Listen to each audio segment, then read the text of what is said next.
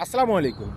গতকালকে বাংলাদেশে দেখলাম যে বিভিন্ন পত্রপত্রিকা এবং কি আমাদের বাংলাদেশের মিডিয়াগুলোর ভিতরে শুধু একটাই খবর, বাংলাদেশ থেকে মালয়েশিয়াতে আসতে চায় আমাদের বাংলাদেশি কিছু ভাই ব্রাদার। তারা মালয়েশিয়াতে আসতে পারেনি বিগত সরকারের আমলে, এখন তারা মালয়েশিয়াতে আসতে চায় কারণ মালয়েশিয়াতে কাজের কোনো অভাব নেই। ভাই দেখেন, আপনাদেরকে বলা হচ্ছে যে আপনারা মালয়েশিয়াতে আসবেন বয়সেলের মাধ্যমে, হ্যাঁ, 1,67,000 টাকার মতো কোনো খরচ হবে আপনার মালয়েশিয়াতে আসতে হলে।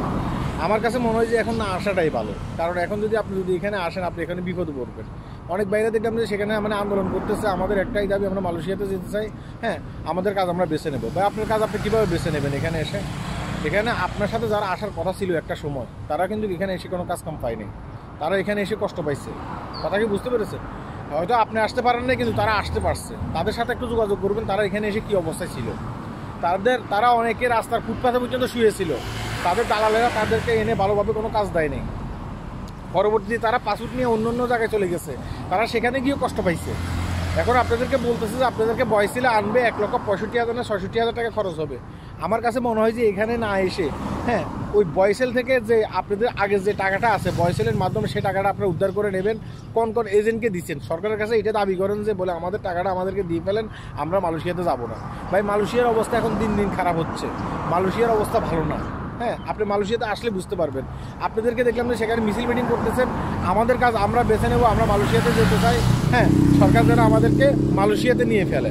ভাই মালয়েশিয়া তো কোনো টাকা শহর না, আপনার কাজ আপনি বেছে নিতে পারবেন, আপনার কোনো ভিসা টাকা লাগবে না, আপনার ডকুমেন্ট লাগবে না, কিছু লাগবে না, নিজের কাজ নিজে বেছে নেবেন।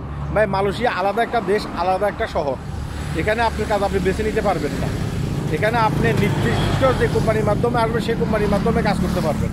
আর নির্দিষ্ট কোম্পানিটা যদি আপনি না পান, আপনি যদি এখানে এসে কষ্ট পান, আপনি যদি লাখ লাখ টাকা খরচ করে আপনি আসছেন, পরবর্তীতে আপনাকে আবার দেশে যেতে হবে, নয়তো বা মালয়েশিয়ার জেলে যেতে হবে। এখন মালয়েশিয়ার জেলের সম্বন্ধে আপনি জানেন? মালয়েশিয়ার জেল সম্বন্ধে আপনি এখন কিছুই জানেন না। মালয়েশিয়ার জেল এখন মানে আমাকে এশিয়া মহাদেশের ভিতরে সর্বোচ্চ একটা কষ্টজনক জেল।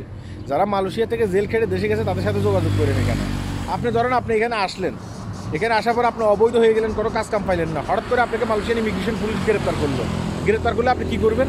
আপনি কোথায় যাবেন? আপনাকে জেলে যেতে হবে। সেখানে যাওয়ার পরে আপনি যেদিন থেকে অবৈধ সেদিন থেকে আবার 30 রিঙ্গিত করে আপনি জরিমানা করবেন। অর্থাৎ বাংলাদেশে দেখা গেছে থেকে 600-700 টাকা করে আপনি জরিমানা করবেন প্রতিদিন। আপনি যদি 1 মাস অবৈধ থাকেন তাহলে আপনাকে কী করতে হবে?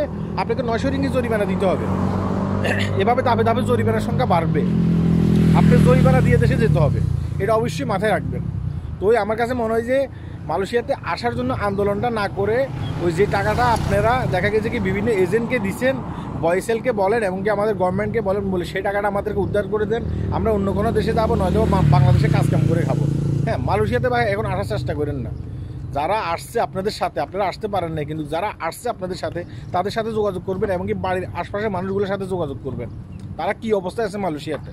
হ্যাঁ, মানে 2-1 জন ব্যক্তি ভালো আছে এই কারণে আমিও গেলে সেখানে আমি ভালো থাকতে পারবো, বিষয়টা কিন্তু তা না। হ্যাঁ, এভাবে কষ্ট পাওয়ার দরকার নেই। আমি এই ধরনের সতর্কমূলক ভিডিও করে থাকি। আপনার কাছে আপাতত দৃষ্টিতে মনে হইতে পারে যে আমি আপনাদেরকে না আসার জন্য বলতেছি। ভাই আপনি মালয়েশিয়াতে আসলে আমার কোনো সমস্যা নেই, না আসলেও আমার কোনো সমস্যা নেই, এই কথা অবশ্যই মাথায় রাখবেন। হ্যাঁ, আমি শুধুমাত্র সতর্কমূলক ভিডিও দিচ্ছি, আমি এই ধরনের সতর্কমূলক ভিডিও দিয়ে থাকি। হ্যাঁ, মালয়েশিয়ার সমসাময়িক বিষয় নিয়ে ভিডিওগুলো শেয়ার করবেন এবং কি আপনি দেখবেন অন্যদেরকেও দেখার সুযোগ করে দেবেন, তারাও যেন সতর্ক হতে পারে। সবাই ভালো থাকবেন, আল্লাহ হাফেজ।